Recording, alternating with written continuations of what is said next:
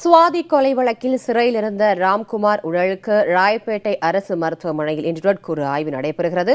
அது குறித்த தகவல்களை செய்தியாளர் சுப்பிரமணியத்திடம் கேட்கலாம். சுப்பிரமணி, ராம்குமார் உடல் எப்போது பிரேத பரிசோதனை செய்யப்பட உள்ளது? விவரங்கள் என்ன?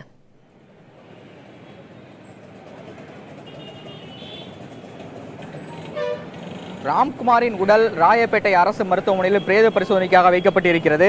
இந்த ராயப்பேட்டை அரசு மருத்துவமனை முழுவதுமாக பாதுகாப்பு பலப்படுத்தப்பட்டிருக்கிறது. நேற்று மாலை 5:45 மணி அளவில் அவரது உடல் ராயப்பேட்டை அரசு மருத்துவமனைக்கு கொண்டு வரப்பட்டது. அப்போது சில அமைப்புகள் அவர் உடலை பார்ப்பதற்காக வந்தார்கள். வழக்கறிஞர் தரப்பிலும் வந்தார்கள். ஆனால் காவல்துறை உள்ளே அனுமதிக்கவில்லை. இதன் காரணமாக அவர்கள் சாலை மறியல் போராட்டத்தில் ஈடுபட்டார்கள். கடும் போக்குவரத்து நெரிசலும் ஏற்பட்டு இருந்தது.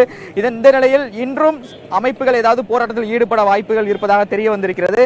எனவே இதன் காரணமாக முன்கூட்டியே அங்கே போலீஸ் பாதுகாப்பு போடப்பட்டிருக்கிறது. பேரிகார்டுகள் முழுவதுமாக ராயப்பேட்டை அரசு மருத்துவமனை, அதாவது பிணவரை இருக்கக்கூடிய அந்த பகுதி முழுவதுமாக பேரிகார்டுகள் அமைக்கப்பட்டிருக்கிறது. யாரும் மருத்துவமனைக்குள்ளே செல்ல அனுமதி இல்லை. இன்று திருவள்ளூர் குற்றவியல் நடுவர் இந்த சம்பவம், அதாவது மேஜிஸ்ட்ரேட் சம்பவ இடத்திற்கு வர இருக்கிறார், விசாரணை நடத்த இருக்கிறார். அவர் முன்னிலைதான் பிரேத பரிசோதனை நடைபெற இருக்கிறது. அவை அனைத்தும் வீடியோ பதிவு செய்யப்பட இருக்கிறது. மேலும் அவரது பெற்றோர், ராம்குமாரின் பெற்றோரும் இந்த ராயப்பேட்டை அரசு மருத்துவமனைக்கு வர இருக்கிறார்கள். சரியாக 10:30 மணி அளவில் அவர் தரப்பு வழக்கறிஞர், ராம்குமாரின் தரப்பு வழக்கறிஞர் ராயப்பேட்டை அரசு மருத்துவமனைக்கு வர இருப்பதாக தெரிய வந்திருக்கிறது. இதன் காரணமாக இங்கே முழுமையான பாதுகாப்பு ஏற்பாடுகள் செய்யப்பட்டிருக்கிறது.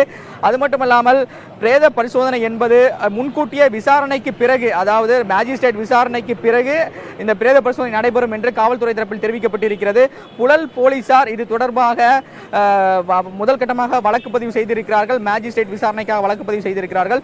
அதன் பிறகு பெற்றோரிடம் இது தொடர்பான புகார் பெறப்படும். அதன் பிறகுதான் பிரேத பரிசோதனைக்கான ஏற்பாடுகள் முழுமையாக நடைபெறும் என்றும் காவல்துறை தரப்பில் தெரிவிக்கப்பட்டிருக்கிறது. பிரேத பரிசோதனை செய்வதற்காக 2 தடயவியல் நிபுணர்கள் தயார் நிலையில் இருக்கிறார்கள். ரத்திகா. சுப்பிரமணி, ராம்குமாரின் இறப்பு தொடர்பான விசாரணை நடைபெற்று வருகிறதா? அதன் விவரம் என்ன?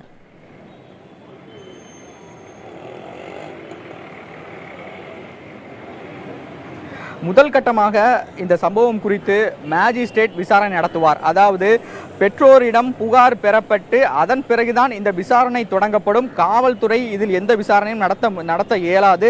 ஆனால் சிறைக்குள் இந்த சம்பவம் நடந்திருக்கும் காரணத்தினால் சிறைத்துறை நிர்வாகத்தினர் முதல் கட்டமாக இந்த விசாரணை, அதாவது துறை ரீதியான விசாரணையை தொடங்கியிருக்கிறார்கள் என்று சொல்ல வேண்டும். சம்பவம் நடந்த இடத்தில் யார் யார் சிறை காவலர்கள் இருந்தார்கள், சம்பவம் எப்படி நிகழ்ந்தது என்பது தொடர்பாக நேற்று இரவே சிறைத்துறை உயர் அதிகாரிகள் விசாரணை நடத்தியிருக்கிறார்கள். அதே போல மருந்துகள் இருக்கக்கூடிய அறைக்குள் சென்று இவர் இது போன்ற தற்கொலை சம்பவத்தில் ஈடுபட்டிருப்பதாக சிறைத்துறை விளக்கம் அளித்திருக்கிறார்கள். அந்த மருந்துகள் இருக்கக்கூடிய அறையின் வெளியே கண்காணிப்பு கேமராக்கள், அந்த வளாகத்திற்கு நடுவே கண்காணிப்பு கேமராக்கள் பொருத்தப்பட்டிருக்கிறது. அதில் ராம்குமார் அந்த உள்ளே நுழையக்கூடிய காட்சிகள் பதிவாகி இருப்பதாக சிறைத்துறை தரப்பில் தெரிவிக்கப்பட்டிருக்கிறது. அந்த காட்சிகளும் கைப்பற்றப்பட்டிருக்கிறது. ஆனால் உள்ளே நடந்த சம்பவத்தின் போது வேறு சில கைதிகளும் அங்கு இருந்ததாக தெரிவிக்கப்பட்டிருக்கிறது. அவர்கள் யார் யார் என்ற கோணங்களிலும் விசாரணை நடத்தப்பட்டு வருகிறது. ரத்திகா. சுப்பிரமணி, நீங்க ஏற்கனவே சொல்லியிருந்தீங்க மருத்துவமனை வளாகத்தை சுற்றி பாதுகாப்பு பலப்படுத்தப்பட்டிருக்கு அப்படின்னு. தற்போது அங்கு வந்து செல்லும் ஏனைய நோயாளிகளுக்கு அங்கு ஏதாவது வழிவகை செய்யப்பட்டிருக்கா? ஏற்பாடுகள் எல்லாம் என்ன மாதிரி இருக்காங்க?